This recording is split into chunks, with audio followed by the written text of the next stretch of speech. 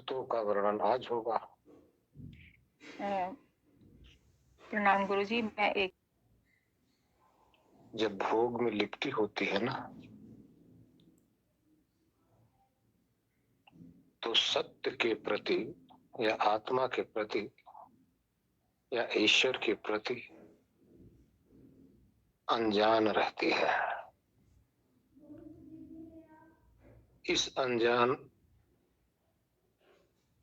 रहने के कारण से ऐसे आत्मा को अज्ञान आत्मा कहा जाता है। यानी विज्ञान तो है, एक और जरा उससे पहले मैं एक और आग्रह करना चाहूंगा कि इसको समझें। संसार में दो ही चीजें हैं, एक ज्ञान है, दूसरा विज्ञान है। विज्ञान को जानने वाले को वैज्ञानिक कहा जाता है। यानी विज्ञान स्वरूप जो तत्व है, उस तत्व के ज्ञाता को वैज्ञानिक कहते हैं। दूसरा ज्ञान स्वरूप तत्व है। जो ज्ञान स्वरूप तत्व है, ज्ञान स्वरूप का अर्थ जिसका स्वरूप ही स्वभाव ही ज्ञान है, ऐसे ज्ञान रूपी तत्व को जानने वाले को ज्ञानी कहा जाता है।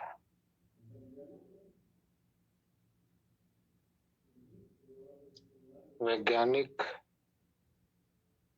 अर्थात विज्ञान के तत्व को जानने वाले को ज्ञानी नहीं कहा जाता, और आध्यात्मिक तत्व को जानने वाले को वैज्ञानिक नहीं कहा जाता। फिर समझो, विज्ञान स्वरूप जो तत्व है, यानी प्रकृति से लेकर पूरा संसार, इसको जानने वाले को वैज्ञानिक ही कहेंगे, ज्ञानी नहीं कहते। लेकिन आत्म तत्व को जानने वाले को वैज्ञानिक नहीं कहते, उसकी उपाधि मिलती है ज्ञानी की।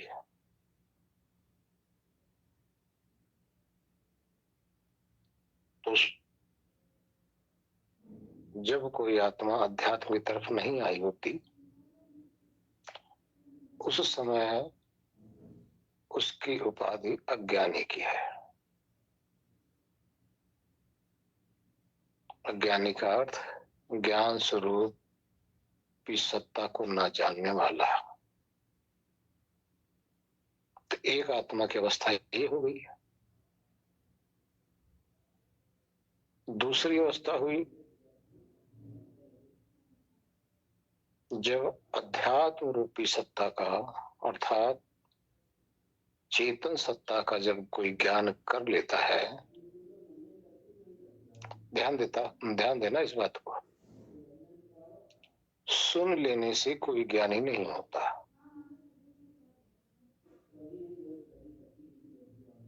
पढ़ लेने से कोई ज्ञानी नहीं होता।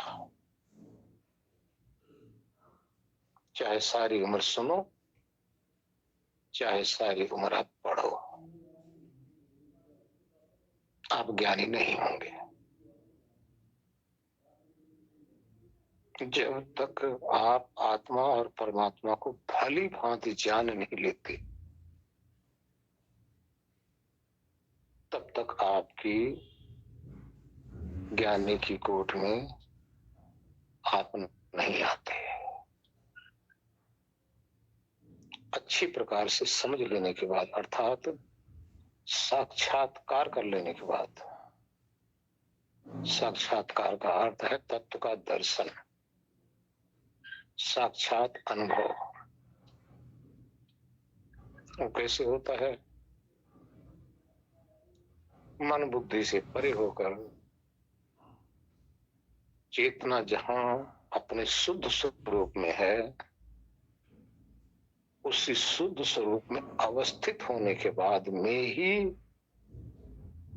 स्वरूप की जानकारी हो पाती है। उससे पहले चाहे आप जितना मर्जी वक्ता बन जाओ, चाहे करोड़ों अरबों आपके शिष्य हो जाए, उससे कोई फर्क नहीं पड़ता। ज्ञानी नहीं है, शब्द ज्ञानी है, वक्ता है, पंडित है, लेकिन आत्मदृष्टा नहीं है।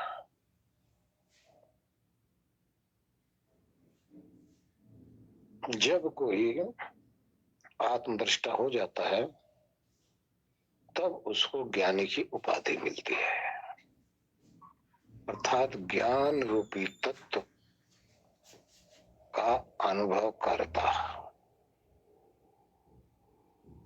तब उसे ज्ञानी कहा जाता है। ऐसा कौन किया? जो अज्ञानी था, जब इधर चला तो ज्ञानी हो गया। अब इसको जानने से उसको क्या लाभ होगा? क्योंकि इस महान सत्ता को, ईश्वर रूपी सत्ता और आत्म सत्ता, बहुत महान सत्ताएं हैं दोनों। सृष्टि के अंदर, शरीर के अंदर सिर्फ आत्मा महान है और संसार में परमात्मा महान है। इस महान, दोनों महान को जानकर आत्म रूपी सत्ता को, महान सत्ता को परमात्मा रूपी महान सत्ता से जोड़ देना, तब ये पूर्ण ज्ञान है। तब उसका नाम हुआ ज्ञानी।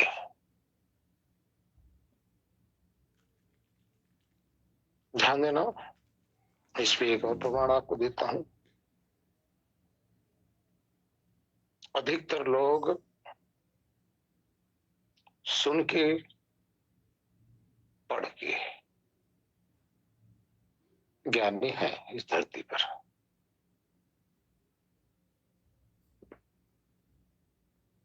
पॉइंट इसी प्रकार के ज्ञानी आपको मिलेंगे, पढ़ के और सुन के। ज्ञानी नहीं, वो वक्ता है।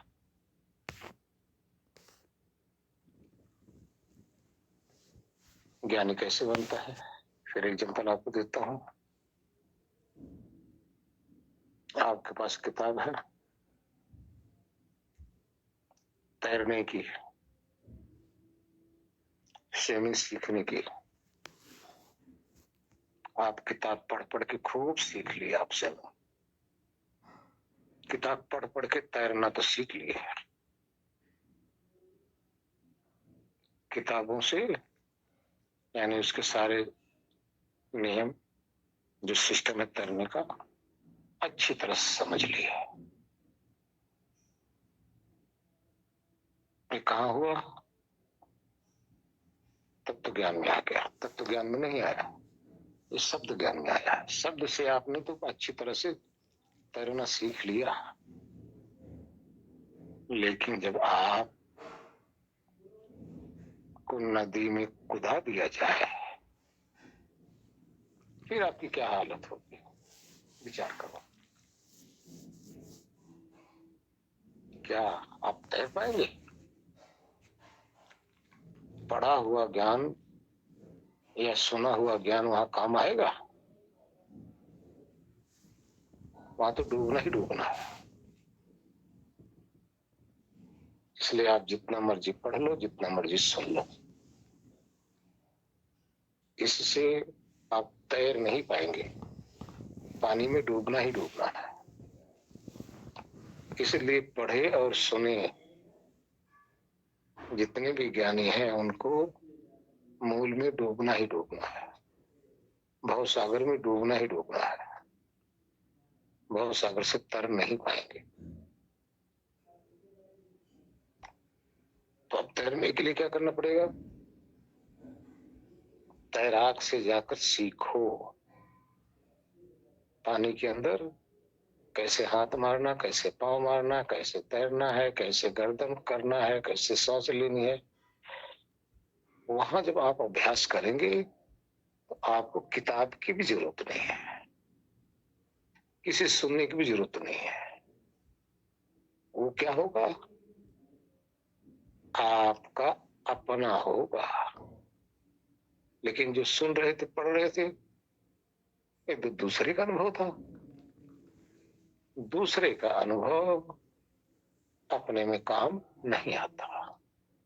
अपना ही अनुभव अपना कल्याण कर सकता है। हाँ, पढ़ा सुना दूसरे को तो ज्ञान आप दे सकते हैं, दूसरे को लच्छेदार भाषण तो कर सकते हैं, लेकिन आप अपना उद्धार कदापि नहीं कर सकते। इसलिए तैरने के लिए क्या करना पड़ेगा? पढ़ना भी छोड़ो, सुनना भी छोड़ो, तैरने लग जाओ, फटाफट आएगा। इसी तरह से अध्यात्म क्या है? पढ़ना भी छोड़ो, सुनना भी छोड़ो। और ध्यान रहे, पढ़ने सुनने में आपको क्या मिलेगा? चाहे दुनिया की सारी पुस्तक पढ़ लो, चाहे दुनिया के सारे गुरुओं के सानिध्य में बैठ जाए, आपको सिर्फ एक चीज मिलेगी। आत्मा किसे कहते हैं, ईश्वर किसे कहते हैं, और वहां कैसे जाकर हमें बैठकर ध्यान साधना करना है। अब क्या मिला आपको? आपको विधि मिली सुनने से और पढ़ने से। इससे ज्यादा आपको कुछ नहीं मिलेगा। करना आपको ही पड़ेगा उस विधि के अनुसार।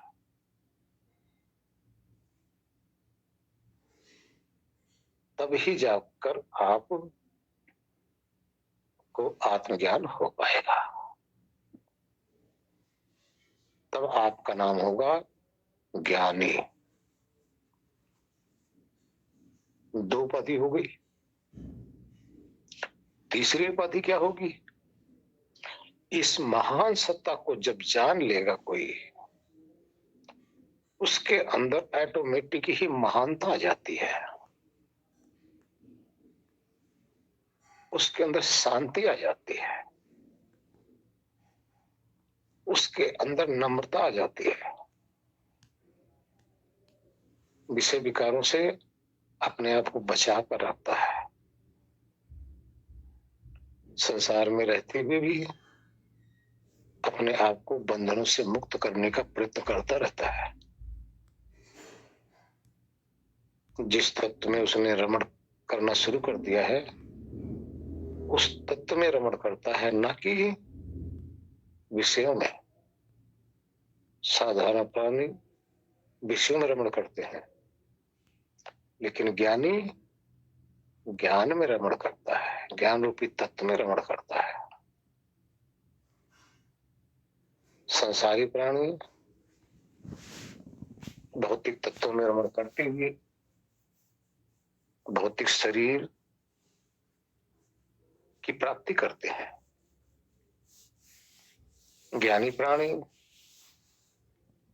आत्मा और परमात्मा में रमण करता हुआ भौतिक तत्व से मुक्त होता है। अब ज्ञान को जानने के कारण से अब वो महान हो गया, उत्तम हो गया।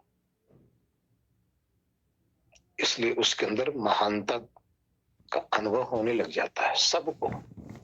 दूसरे प्राणी अगर देखेंगे, अब आम प्राणी से उसमें अलग ही व्यवहार होगा, वो हटकर ही होगा, उसका स्वभाव कुछ और ही होगा। तब उसको उपाधि क्या मिलेगी? महान आत्मा। क्यों हुआ? चेतन तत्व महान होता है, इस महान को जानने वाला महान आत्मा होता है, उसको महात्मा भी बोलते हैं। तो अब आगे क्या होगा? ऐसे महात्मा जो अपने आप को बाहर से अर्थात मिट्टी से बने हुए सभी पदार्थों से, सारा संसार मिट्टी का ही तो पुतला है, इस मिट्टी का सहयोग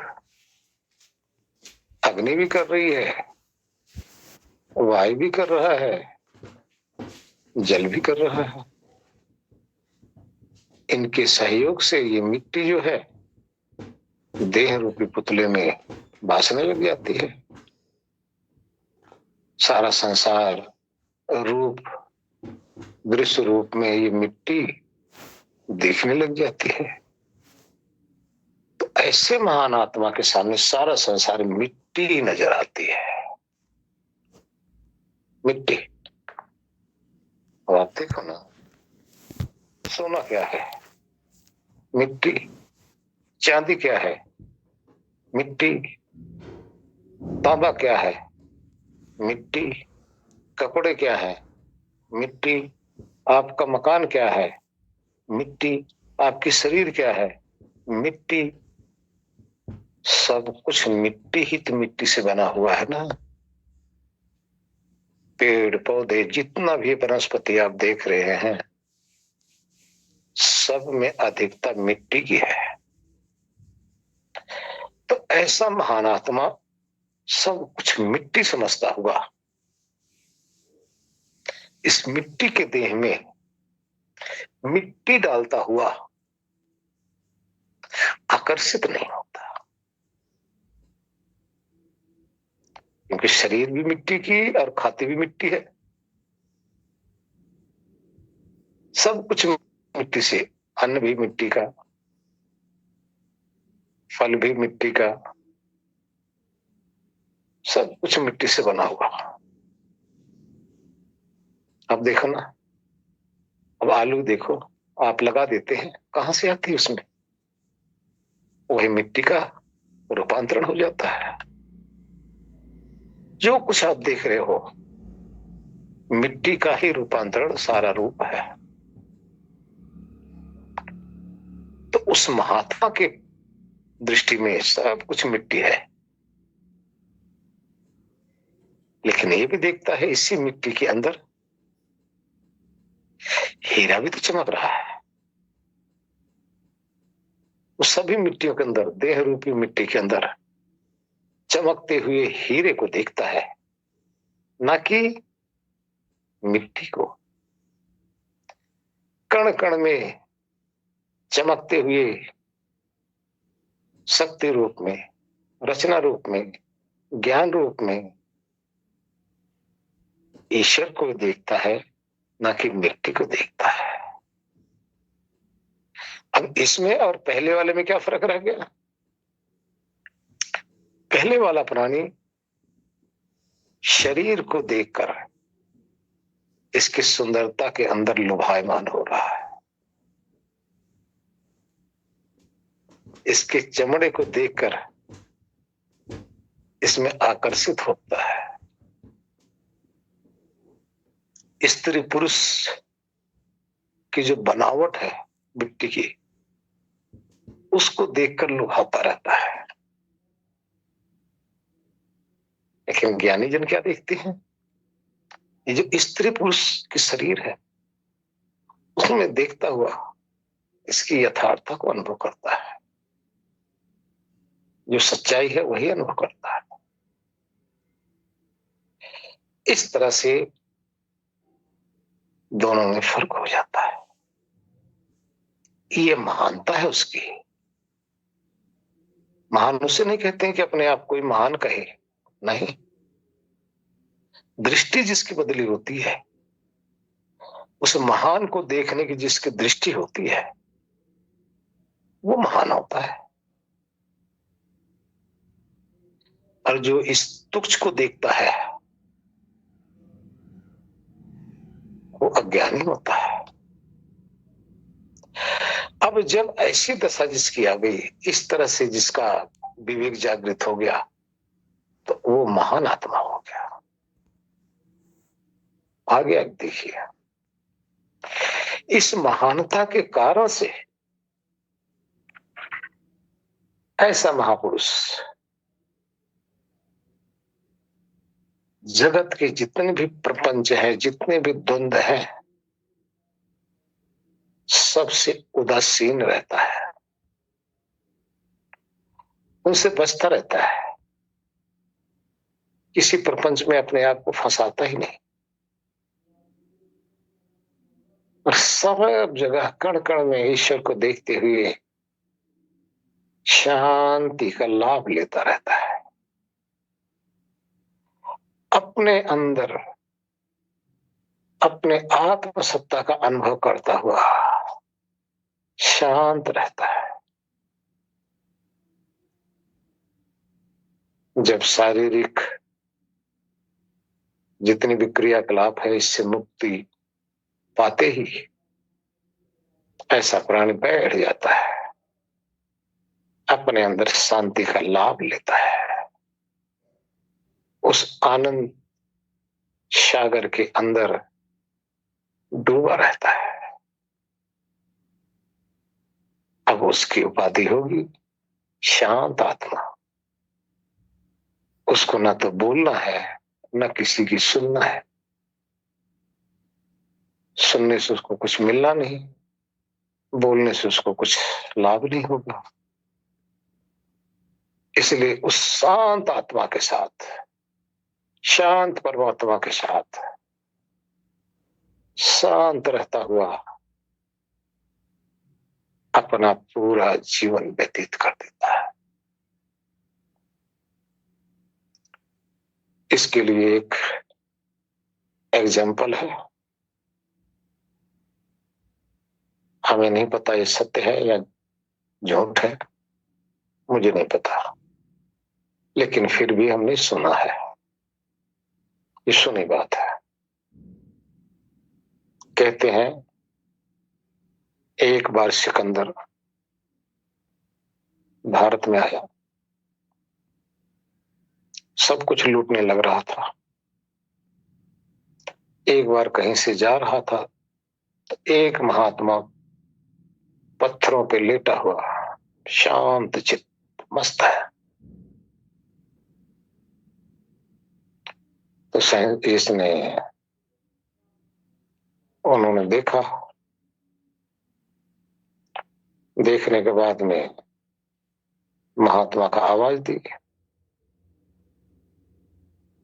महात्मा को आवाज देने के बाद में सिकंदर ने आवाज दिया, तो अपना मस्त अंदर शांत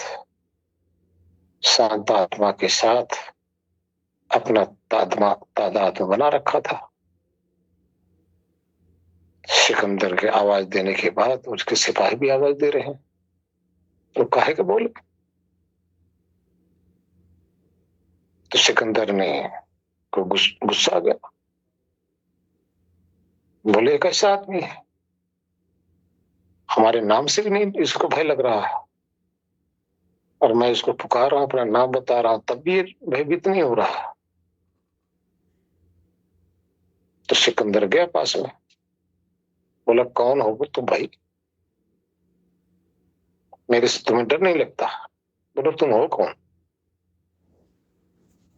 महात्मा ने पूछा तुम कौन हो? बोले मैं सिकंदर हूं। बोला हो गए सिकंदर अपने आप, मुझे क्या लेना देना? बोला मैं बादशाह हूं सिकंदर। बोले हो गए तुम बादशाह, मैं क्या करूं? तो सिकंदर कहा तुम कौन हो? महात्मा जी कह रहे मैं तो शहंशाह हूं भाई, अगर तुम बादशाह हो तो मैं शहंशाह हूं। बोले कैसे, तुम्हारा राज्य कहाँ है? तो महात्मा ने बोला तुम्हारा राज्य क्या है, तुम तो चोरी कर रहे हो ना, सबको लूट रहे हो ना, तो अपने को राज्य कह रहे हो उसको जहां तुम लूट रहे हो, जहां से तुम चले हो, जहां हो, ये सारा संसार सबका जो साम्राज्य है, उसके साथ में रहने वाला, मैं तो शहंशाह हूं भाई। तो कहने का तात्पर्य वहां सिकंदर को लगा कि सारा संसार भी अगर हम पा जाएंगे तो वो शांति हमें नहीं मिलेगी जो एक महात्मा को अपना शांत हुआ, कुछ भी नहीं, पत्थर पे लेटा हुआ फिर भी शांत है। ऐसे आत्मा को शांत आत्मा कहते हैं। उस आत्मा रूपी, परमात्मा रूपी प्रशांत सागर के अंदर निमग्न हुआ सबसे मुक्त रहता है। ये आत्मा की अंतिम उपाधि है। ऐसा शहंशाह संसार से विरक्त होता है, शरीर से भी, शरीर में रहते हुए भी शरीर से विरक्त रहता है। ये आत्मा की अंतिम उपाधि है। ऐसी उपाधि वाला आत्मा फिर पुनर्जन्म नहीं लेता, क्योंकि वीतराग हो गया, उसका राग समाप्त हो गया बाहर का, और अंदर तृप्त है। जो आत्मा अतृप्त रहती है वो संसार में इस मिट्टी के लिए पागल रहती है, भागती रहती है। तो अतृप्त आत्मा को जन्म लेना ही पड़ेगा। अतृप्त आत्मा का जन्म होता ही होता है, क्योंकि अतृप्त है। और जो आत्मा तृप्त हो जाता है उसको मिट्टी से कोई मतलब नहीं, संसार से कोई मतलब नहीं।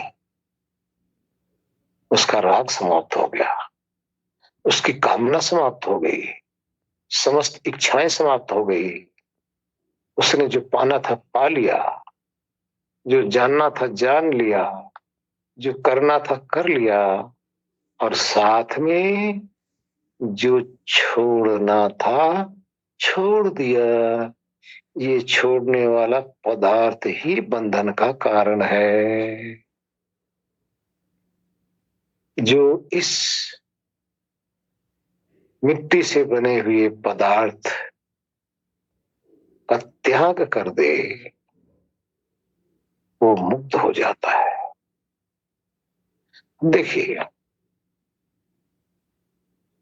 कितनी विडंबना है।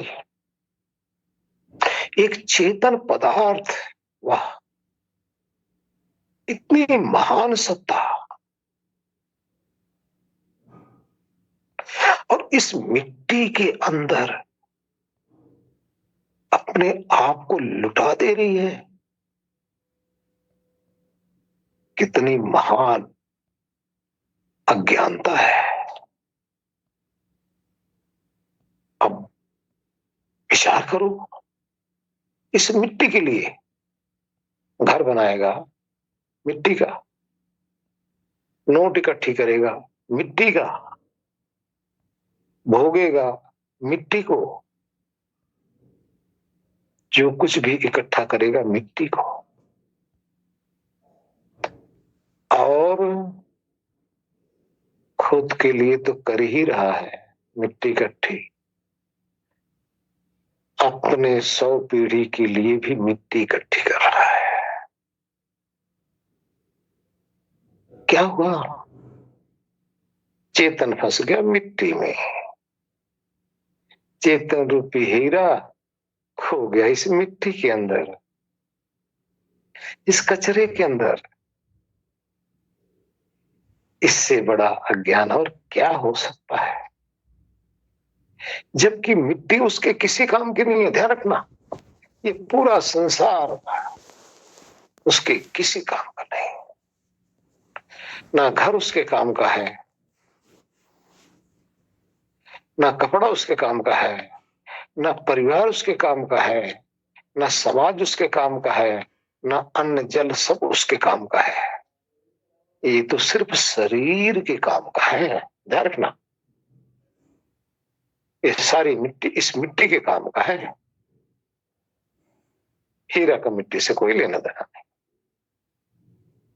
लेकिन हीरा के अंदर भोग वासना होने के कारण से मिट्टी में मिल रहा है।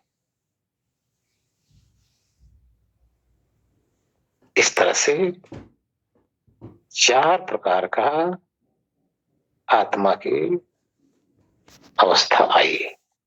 वैसे मूल रूप से आत्मा में कोई अवस्था नहीं है, ध्यान रखना, कोई भी नई अवस्था नहीं है। मूल रूप में शुद्ध चेतन स्वरूप ही तो है, लेकिन ज्ञान और अज्ञान के कारण से सारे भेद पाए जाते हैं। कर्मों के अनुसार सारे भेद पाए जाते हैं। ध्यान रहे, ये सारे भेद ईश्वर के नहीं है, परमात्मा के नहीं है। ये सारे भेद अभी जो बताया गया, ये देहधारी, देह में रहने वाला जो चेतन सत्ता है उसका है। और एक बात और समझ लो, आत्मा और परमात्मा में भेद क्या है? जो देह प्रदान करता है उसको ईश्वर या परमात्मा बोलते हैं, और जो देह धारण करके जीवन को जीता है उसको आत्मा कहते हैं। सीधा सा स्पष्ट दोनों का भेद है। हरिओम नारायण। नाम संसार में ताते मुक्ति न होय, आदि नाम जो गुप्त जप ते मुक्ति न होय, आदि नाम जो गुप्त जप बूझे बिरला कोय। गुरु बिन भक्ति अति कठिन है, ज्यों खारी की धार, सांच बिना पहुँचे नहीं, महा कठिन व्यवहार। हरि कृपा तब जानिए, दे मानुष अवतार, गुरु कृपा जब जानिए, जो छुड़ावे संसार। सत्संग की आधी घड़ी, सुमिरन घड़ी 50, वर्षा वर्ष एक घड़ी, रहठ फिरे 12 मास। जहाँ प्रेम तहाँ नेम नहीं, नहीं तहाँ बुद्धि व्यवहार। प्रेम मगन मन तब भया, कौन गिने तिथि वार। आनंद है तुम्हीं में, उसे ढूंढता कहाँ है। आनंद है तुम्हीं में, उसे ढूंढता कहाँ है। तेरे पास है सदा से, वो तुम्हीं में रम रहा है। आनंद है तुम्हीं में, उसे ढूंढता कहाँ है। हर वक्त हर जगह पे वो हर किसी को प्यारा, एक पल भी दूर उससे रहना नहीं गंवारा। उसकी तलाश को ही ये मनुज तन मिला है। तेरे पास है सदा से, वो तुम्हीं में रम रहा है। आनंद है तुम्हीं में, उसे ढूंढता कहाँ है। एक बार जान लो तो होता नहीं जुदा वो। आनंद ही है ईश्वर, आनंद ही खुदा वो।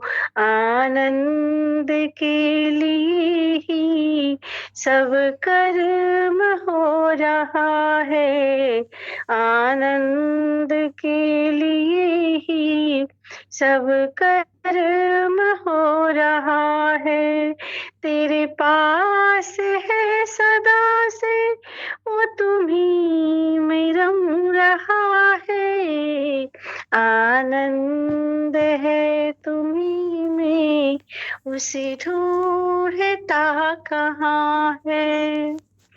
मंदिर में ढूंढता है, मस्जिद में ढूंढता है, कोई जप में ढूंढता है, कोई तप में ढूंढता है। तू ढूंढता जहाँ पर रहता नहीं वहाँ है, तू ढूंढता जहाँ पर रहता नहीं वहाँ है। तेरे पास है सदा से, वो तुम्ही में रम रहा है आनंद है तुम्ही में, उसे ढूंढता कहाँ है। मंदिर आनंद ही है मंजिल, मकसद तेरा यही है।